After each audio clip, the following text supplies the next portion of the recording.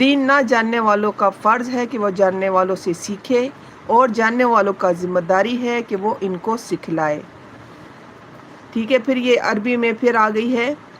عن ابزل خزائی والد عبد الرحمن قال خطب رسول اللہ ذات یوم فاثنى على طوائف من المسلمین خیرا ثم قال ما بال اقوام لا يفقهون جيرانهم ولا يعلمونهم ولا يعظونهم ولا يأمرونهم ولا ينهونهم وما بال اقوام لا يتعلمون من جيرانهم. مطلب پھر یہ بہت بڑی حدیث ہے. ٹھیک ہے، عربی میں ترجمہ پڑھ لیتے ہیں. ترجمہ ہے، کہہ رہے ہیں مشہور صحابی عبد الرحمن بن ابزل خزائی رضی اللہ عنہ کے والد ابن خزائی سے روایت ہے کہ ایک دن رسول اللہ صلی اللہ علیہ وآلہ وسلم نے مسجد میں ممبر پر خطاب فرمایا. آپ صلی اللہ علیہ وآلہ وسلم نے مسلمانوں کے بعض گروہوں کی تعریف فرمائی کہ وہ اپنی ذمہ داریوں کو صحیح طور پر ادا کرتے ہیں. اس کے بعد آپ صلی اللہ علیہ وآلہ وسلم نے مسلمانوں کے بعض دوسرے گروہوں کو تنبیہ اور سرزنش کرتے ہوئے ارشاد فرمایا کہ کیا حال ہے ان لوگوں کا اور کیا عذر ہے ان کے پاس جو اپنے پڑوس والے ان مسلمانوں کو جو دین سے واقف نہیں ہیں، دین نہیں سمجھاتے اور دین کی تعلیم نہیں دیتے اور وعظ و نصیحت نہیں کرتے اور ان میں امر بالمعروف اور نہی عن المنکر کا فرض انجام نہیں دیتے. اسی کے ساتھ آپ صلی اللہ علیہ وآلہ وسلم نے فرمایا اور کیا حال ہے ان لوگوں کا اور کیا عذر ہے ان کے پاس جو دین اور اس کے احکام سے واقف نہیں ہیں، اس کے باوجود وہ اپنے پڑوس میں رہنے والے ان مسلمانوں سے جو دین کی سمجھ بوجھ اور اس کا علم حاصل کر چکے ہیں، دین کے سیکھنے اور اس کی سمجھ بوجھ حاصل کرنے کی اور اس کے وعظ و نصیحت سے مستفید ہونے کی کوشش نہیں کرتے.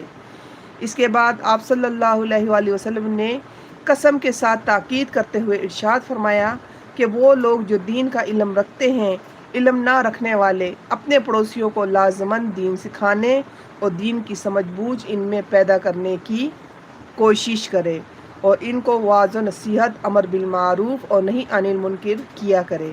اور جو لوگ دین اور اس کے احکام سے واقف نہیں، ان کو میری تاکید ہے کہ وہ دین کی سمجھ بوجھ اور اس کا علم رکھنے والے اپنے پڑوسیوں سے دین سیکھیں اور اس کی سمجھ بوجھ حاصل کریں اور ان کے وعظ و نصیحت سے استفادہ کیا کریں. ورنہ یعنی اگر ان دونوں فریقوں نے اس ہدایت پر عمل نہیں کیا تو میں ان کو اس دنیا میں ہی سزا دلواؤں گا. تو دیکھیں کتنی سخت وعید ہے. ٹھیک ہے، کتنی سخت تنبیہ کی گئی ہے کہ جو دین کا کام نہیں کریں گے اور نہ سیکھیں گے اور نہ سکھائیں گے تو اسی دنیا میں اس کو سخت سزا دلوائی جائے گی. اس کے بعد یعنی یہ تنبیہ خطبہ ارشاد فرمانے کے بعد آپ صلی اللہ علیہ وآلہ وسلم ممبر سے اتر آئے اور گھر کے اندر تشریف. کتنی سخت تنبیہ ہے. دیکھیں جی، نبی پاک صلی اللہ علیہ وسلم نے خود فرمائی ہے اور جب انہوں نے فرمائی ہے تو ہر بحرف سچی ہے. اس کے بعد لوگوں نے آپس میں کہا کہ کیا خیال ہے حضور صلی اللہ علیہ وسلم کی مراد کون لوگ ہیں، یعنی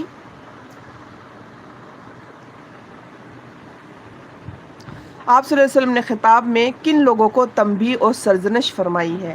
کچھ لوگوں نے کہا کہ ہمارا خیال ہے کہ آپ صلی اللہ علیہ وآلہ وسلم کی مراد اشر بن یعنی ابو موسیٰ اشعری کے قبیلے کے لوگ ہیں. انہی کا یہ حال ہے کہ وہ فقہ ہیں، دین کی سمجھ بوجھ اور اس کا علم رکھتے ہیں اور ان کے جوار میں پانی کے چشموں کے پاس رہنے بسنے والے ایسے بدوی لوگ ہیں جو بالکل اجٹ اور دین سے بالکل ناواقف ہیں.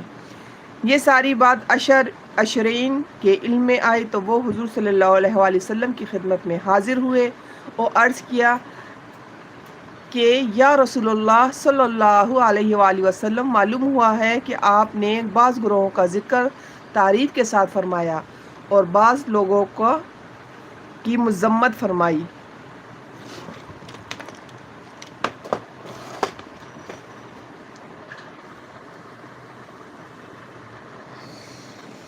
اچھا، بعض کی مذمت فرمائی. ہمارا